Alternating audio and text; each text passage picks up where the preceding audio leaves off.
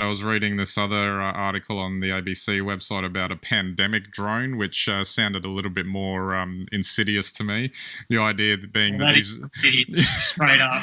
that these drones can fly into public areas and then just instantly be able to detect body temperatures and report back heart rates, all this sort of stuff. And it's like, yeah, okay, maybe they can table that for the time being.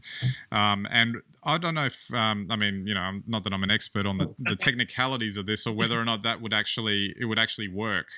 Is it good enough to do all of that? Like a Terminator sort of thing here, honestly, because you start off and then you just say, we'll do a bit of policing like that, and then the next thing, everyone's a criminal.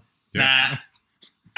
Yeah, exactly. Yeah, exactly. Because it's like, what are you doing? So, whereas the app's got like a very specific channeled purpose, this, couple of tweaks to the programming, and then all of a sudden it's doing something else, or whether or not that could be hacked or broken into to adjust what it's doing by nefarious characters too. But it's just, when I read this, I just thought, yeah, too many options, and we don't have to do all of these things.